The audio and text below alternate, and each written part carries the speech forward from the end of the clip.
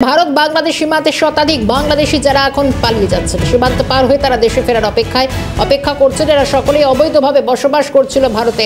SR চালু হতে দেশে ফেরার একেবারে হুড়োহুড়ি পড়ে গিয়েছে। বাক্স প্যাটরা গুছিয়ে হাজির হয়ে গিয়েছেন তারা সীমান্তে। আজ সংখ্যাটা প্রায় 300-এরও বেশি কাছাকাছি। একাধিক মানুষ এবং যারা বলছেন হাকিমপুর সীমান্তে তাদেরকে দেশে ফিরতে হবে, কারণ তারা বিভিন্ন জায়গায় ঢাকা কেউ বা সাতক্ষীরার বাসিন্দা। ছবিটা তুলে ধরেছেন আজ সকালেও প্রায় 300-এরও বেশি বাংলাদেশি অপেক্ষমান। তুলে ধরেছেন শামীম মোল্লা আমাদের প্রতিনিধি। লাগাতার আমরা খবর দেখাচ্ছিলাম যে হাকিমপুর সীমান্ত এলাকায় এসআইআর চালু হওয়ার পর থেকে বাংলাদেশি যে সমস্ত মানুষজন রয়েছে যারা অবৈধভাবে ভারতে এসেছিল, তারা কিন্তু একেবারে ভারত থেকে তারা নিজের যে মাতৃভূমি বাংলাদেশে ফেরত যাওয়ার জন্য এই হাকিমপুর সীমান্ত এলাকায় এসে, আমি আমার চিত্র সাংবাদিককে সেই দৃশ্য একবার দেখানোর জন্য বলবো যে রীতিমতো একেবারে সকাল থেকেই শয়ে শয়ে মানুষ তারা এসে আশ্রয় নিয়েছেন একেবারে এই হাকিমপুর সীমান্ত এলাকায়।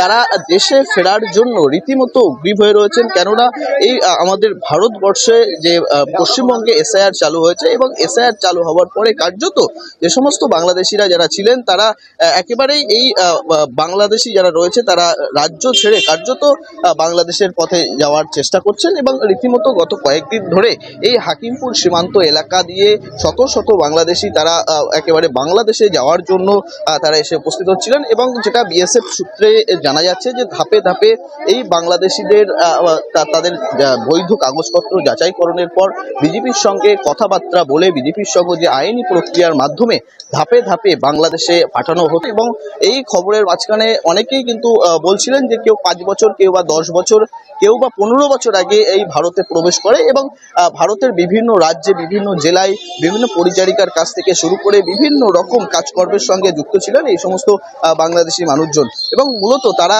একেবারে রাজ্যে এসআইআর চালু হওয়ার পরেই মূলত তারা কিন্তু এই ভারত ছেড়ে বাংলাদেশে যাচ্ছেন। এবং একটু কথা বলার চেষ্টা করবো যে সমস্ত বাংলাদেশি যারা রয়েছেন।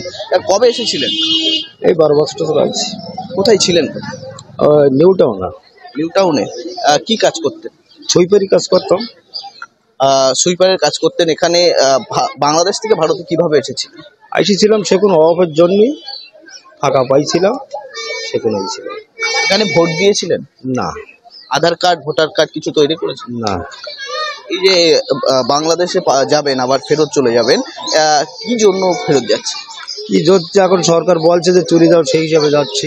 এখন আর কি করতে থাকবো। এই যে এখানে জমায়েত হয়েছেন বিএসএফ এর তরফ থেকে বা প্রশাসনের তরফ থেকে কিছু বলা হচ্ছে? না, এখন কিছু বলছে না। আমরা এখানে আইছি এই পর্যন্ত। City centre আটগড়া। আর বাংলাদেশে চলে যাচ্ছেন? হ্যাঁ। বাড়ি কোথায় বাংলাদেশে? কয়রা থানা। হ্যাঁ। কয়রা থানা। চলে যাচ্ছেন কেন? এই যে ইয়াসির জন্য। হ্যাঁ। ইয়াসির জন্য। এনআরসি।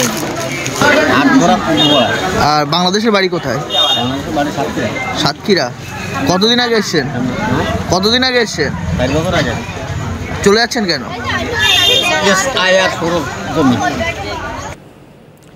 গত কয়েকদিনে এসআইআর চালু হওয়ার পর থেকে বঙ্গে পরপর কয়েকটা দিনের ছবি দেখাবো যেখানে বাংলাদেশিরা যারা বাংলাদেশে ফিরছেন। ছবি দেখায় 18 তারিখের কথা বলি, অর্থাৎ গতকাল ভারত বাংলাদেশ সীমান্তে যেখানে শতাধিক বাংলাদেশি যারা সীমান্ত পার হয়ে দেশে ফেরার জন্য অপেক্ষমান, সেই ছবি দেখিয়েছি। সবাই এরা অবৈধভাবে বসবাস করছিল ভারতে। স্বরূপনগর সীমান্তে প্রায় 500-এরও বেশি বাংলাদেশি এসআইআর চালু হওয়ার পরে একবারে হুড়োহুড়ি পালাতে চাইছেন তারা বাংলাদেশে।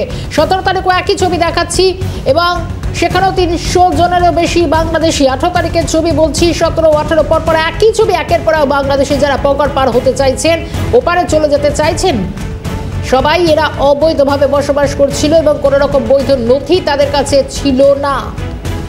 এবং আজ সকালেও একই রকমভাবে স্বরূপনগর সীমান্তে দেখা গেছে, একই রকমভাবে স্বরূপনগর সীমান্তে 500-এরও বেশি বাংলাদেশি যে ছবি তুলে ধরা হলো। এবং নভেম্বরে এসআইআর শুরু প্রথম দিন থেকে একের পর এক বাংলাদেশি তারা চলে যাচ্ছে বাংলাদেশে।